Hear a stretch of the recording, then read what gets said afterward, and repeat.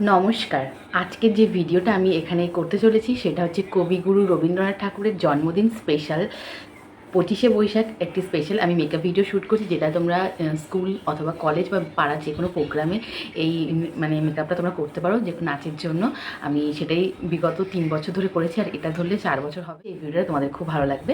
তো চলো বেশি কথা না বলে ভিডিওটাকে শুরু করা যাক। রবীন্দ্র জয়ন্তী স্পেশাল এই ভিডিওটি আমি শুরু করছি। সবার ফার্স্টে আমি এখানে টোনার অ্যাপ্লাই করছি বায়োটিকের, যেটা আমি পিওর রুটসের একটা কৌটোয় ভরে রেখেছি। দেন এখানটায় প্লামের একটা ময়শ্চারাইজার অ্যাপ্লাই করছি। এটা কিন্তু জেল বেস, গরমকালে কিন্তু জেল বেস ক্রিমগুলো বেশি ভালো। তো আমি ফুল ফেসে এটাকে ভালো করে অ্যাপ্লাই করে নিয়েছি, নিয়ে এটা একটুখানি টাইম দিয়েছি এটা ভেতরে ভালোভাবে বসে যায়। দেন সুইস বিউটি স্টুডিও ফিনিশ যে প্রাইমার, সেটাকে কিন্তু আমি এখানে খুব ভালো করে অ্যাপ্লাই করে নিয়েছি। এই যে মেকআপটা সেটা সবাই আগে করতো, সেটা কিন্তু একটু মানে এত তো কিছু দিয়ে অ্যাপ্লাই করে করতো না, নর্মালি জাস্ট একটা ফাউন্ডেশন মেখে নিত। তো তারপর দেখো এখানে আমি কালার কারেক্টার করেছি, যেটা আমি এলওয়াইন বিউটির কালার কারেক্টার ইউজ করেছি। এখান থেকে ইয়েলো কালারের যে শেডটা, সেই শেডটা আমি আমার আই বেসে এবং আইয়ের নিচে খুব ভালো করে অ্যাপ্লাই করে নিয়েছি। দেন আমি কিন্তু এটা নোজেও একটুখানি অ্যাপ্লাই করছি, কারণ আমার এখানে একটুখানি আনইভেন ডার্ক স্পট আছে। তো সেটাকে আমি ঢাকার জন্য কিন্তু আমি ভালোভাবে দেখো কালার কারেক্টার করেছি। কালার কারেক্টার করলে কিন্তু তোমার ফাউন্ডেশনে কিন্তু পরিমাণ খুব অল্প লাগে এবং কিন্তু খুব সুন্দর করে একটা কাভারেজ দেয়।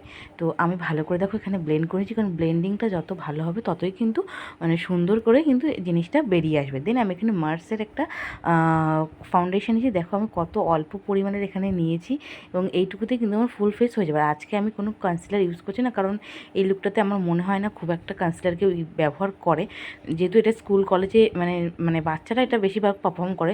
তো মিনিমাল কয়েকটা প্রোডাক্ট দিয়ে কিন্তু দেখানোর চেষ্টা করেছি।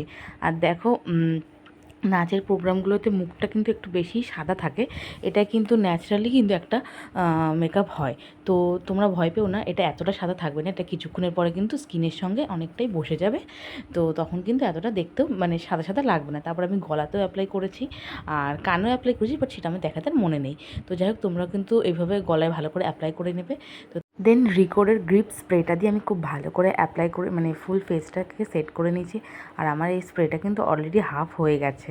তারপর এখানটা দেখো সুইস বিউটির একটা কম্প্যাক্ট পাউডার নিয়েছি, সেটাকে দিয়ে আমি ফুল ফেসটাকে ভালো করে একবার লক করে নিয়েছি।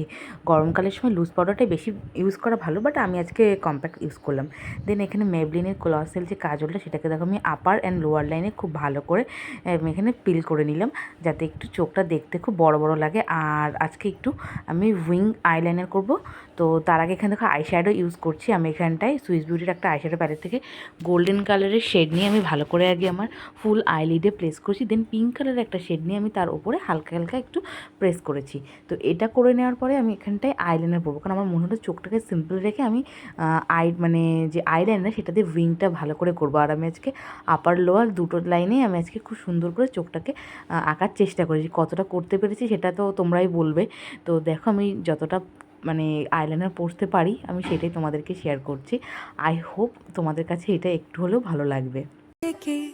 उड़ा चला जाए रे जहाँ नहीं जाना था ये वहीं चला है रे कागज के दो पंख लेके उड़ा चला जाए रे जहाँ। তারপরে আমি সেম প্যালেট থেকে একটা পিঙ্ক কালারের শেড নিয়ে হালকা করে একটু ব্লাশার করে নিয়েছি, কারণ আগেকার দিনে ব্লাশারটা এতটাও চলতো না।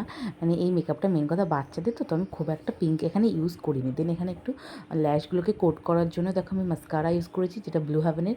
আর আমি খুব ভালো করে কিন্তু আপার অ্যান্ড লোয়ার লাইনে কিন্তু মাস্কারা দিয়ে কোট করে নিয়েছি।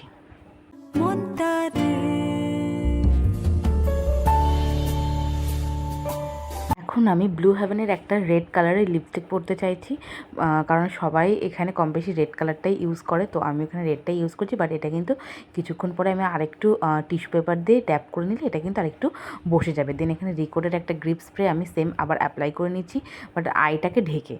তো দেখে আমার ফাইনাল লুক। স্পেশাল রবীন্দ্র জয়ন্তীর যে লুক মেকআপটা আমি করেছি সেটা তোমাদের কেমন লাগলো প্লিজ কমেন্ট করে জানিও, কারণ আমার এই লুকটা ভীষণই পছন্দ হয়েছে। আমি ঠিক যেরকমটা ভেবেছিলাম সেই রকমটাই টার্ন আউট করতে পেরেছি।